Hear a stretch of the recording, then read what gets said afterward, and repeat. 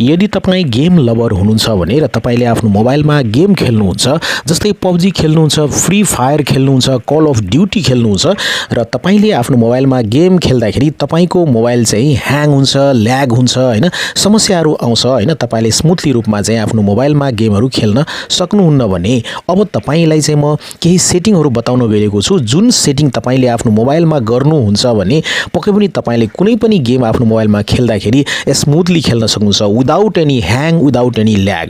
पक्कै पनि यो सेटिङ जान्नको लागि यो भिडियोलाई अन्तसम्म हेर्नुहोला। पक्कै पनि अन्तसम्म हेर्नु भएन भने सेटिङ गर्न सक्नुहुन्न र फेरि पछि भन्नुहुन्छ यो सेटिङले काम गरेन। त्यसकारणले यो भिडियोलाई ध्यानपूर्वक अन्तसम्म हेर्नुहोला। नमस्ते, म हुँ ओनिक र हेर्दै हुनुहुन्छ ओनिक कम्प्युटर। विषयवस्तुमा जानुभन्दा पहिले साथीहरू रिक्वेस्ट गर्न चाहन्छु यो भिडियोलाई लाइक गरिदिनु होला र त्यस्तै न सोशल मिडियाहरूमा सेयर गरिदिनु होला। त्यसमा तपाईको विचार के रहेको छ यो सेटिङको बारेमा पक्कै पनि आफ्नो विचारहरू यो भिडियो कमेन्टमा लेख्नु होला। र ओनिक कम्प्युटर युट्युब च्यानलमा तपाई नयाँ हुनुहुन्छ भने र सब्स्क्राइब गर्नु भएको छैन भने पक्कै पनि यो च्यानललाई सब्स्क्राइब गर्नु होला र बेल बटन थिच्नु होला। यसमा अपलोड गरिएका सबै भिडियोहरूको नोटिफिकेसन सबभन्दा पहिले प्राप्त गर्नको लागि। अब तपाईले यो सेटिङ गर्नुभन्दा पहिले एउटा कुरा बुझ्नुपर्ने हुन्छ, तपाईको मोबाइलमा चाहिँ इन्टरनेट कनेक्सन हुनुपर्छ र इन्टरनेट कनेक्सन चाहिँ राम्रो स्पिडको हुनुपर्छ हैन। यदि तपाईले चाहनुहुन्छ गेम मोबाइलमा ह्याङ नहोस्, ल्याग नहोस् भनेर, र त्यसको साथसाथै तपाईको मोबाइलमा चाहिँ इन्टरनल स्टोरेज जुन हुन्छ नि त्यो चाहिँ पक्कै पनि तपाईले चाहिँ कम्तीमा 3-4 GB चाहिँ पक्कै पनि खाली राख्नुपर्ने हुन्छ। 100% को कम्तीमा तपाईले 10% देखि लिएर 20% मोबाइलको इन्टरनल स्टोरेज खाली हुनुपर्छ। र त्यस्तै न तपाईको मोबाइलमा अननेसेसरी फाइलहरू छ भने, टेम फाइलहरू छ भने त्यो पनि डिलिट गर्नु होला। ओके, अब लागौँ यो सेटिङतिर। सेटिङ गर्नको लागि सबभन्दा पहिले तपाईले आफ्नो मोबाइलमा जानुपर्ने हुन्छ। म सेटिङको बारेमा देखाउन गएको छु, पक्कै पनि यो भिडियोलाई अन्तसम्म हेर्नु होला। यो भिडियोलाई लाइक गरिदिनु होला र सोशल मिडियाहरूमा सेयर गर्नु होला र आफ्नो प्रतिक्रिया के रहेको छ पक्कै पनि यो भिडियोको कमेन्टमा लेख्नु होला। यो सेटिङ गरेपछि पनि तपाईको मोबाइल गेम खेल्दाखेरि ह्याङ हुन्छ भने, ल्याग हुन्छ भने आफ्नो प्रब्लम र समस्याको बारेमा पक्कै पनि कमेन्टमा लेख्नु होला। अब यसको लागि चाहिँ सबभन्दा पहिले तपाईले आफ्नो मोबाइलको सेटिङमा जानु होला। पक्कै पनि सबै मोबाइलमा सेटिङ हुन्छ, सेटिङ्समा जानु होला।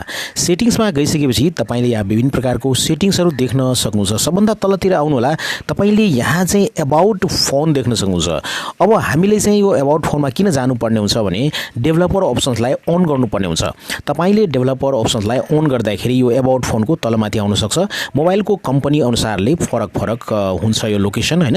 अबाउट फोनमा जानु होला। अबाउट फोनमा गइसकेपछि अब तपाईले यहाँ चाहिँ भर्सन देख्न सक्नुहुन्छ। ओके, भर्सनमा जानु होला। भर्सनमा क्लिक गरेपछि तपाईले बिल्ड नम्बर देख्न सक्नुहुन्छ। यो बिल्ड नम्बरलाई तपाईले खोज्नु होला, किन भन्दाखेरि हरेक ब्रान्डको मोबाइलमा फरक ठाउँमा चाहिँ बिल्ड नम्बर तपाईले पाउन सक्नुहुन्छ डेभलपर अप्सनलाई एक्टिभेट गर्नको लागि। जस्तै यसमा 7 पल्ट तपाईले कन्टिन्युअसली ट्याप गर्नु होला। 1 2 3 4 5 6 7।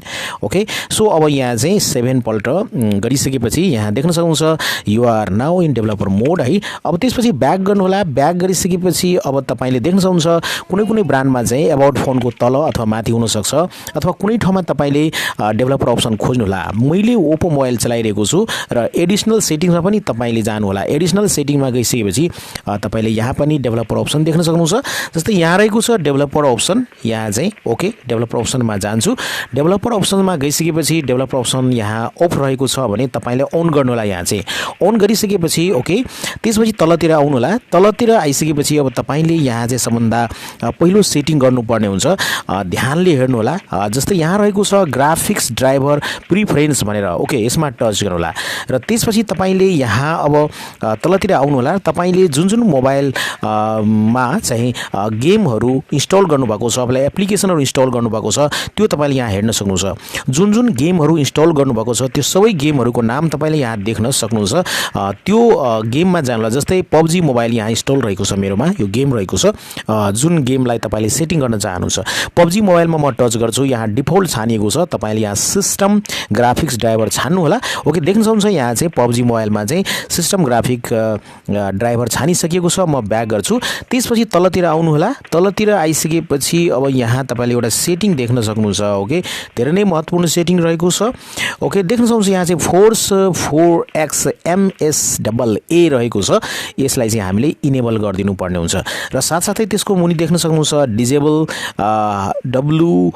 HW ओभरलेज यसलाई पनि तपाईले अन गरिदिनु होला अन गरिसकेपछि अब तपाईले पक्कै पनि तपाईले आफ्नो मोबाइलमा रहेको गेमलाई ओपन गर्नु होला कुनै पनि गेम तपाईले खेल्न सक्नुहुन्छ बिना ल्यागको बिना ह्याङको यति सेटिङ गरिसकेपछि तपाईले चाहे कि फ्री फायर खेल्नुस् अथवा कल अफ ड्युटी खेल्नुस् अथवा PUBG खेल्नुस् अथवा कुनै पनि गेम तपाईले खेल्नुस् आफ्नो मोबाइलमा पक्कै पनि तपाईले त्यो गेमलाई बिना ह्याङ र बिना ल्याग तपाईले एकदमै सजिलैसँग खेल्न सक्नुहुन्छ र एकदमै गेम खेलेको मजा उठाउन सक्नुहुन्छ यो सानो भिडियो रहेको छ यो सेटिङ गर्नु होला पक्कै पनि र गेमको इन्जोय गर्नु होला अन्तमा साथीहरु तपाईहरुको समय एकदमै शुभ रहोस् भन्दै आजको यो सानो भिडियोबाट म बिदा लिन चाहन्छु टेक केयर गुड बाइ जय नेपाल।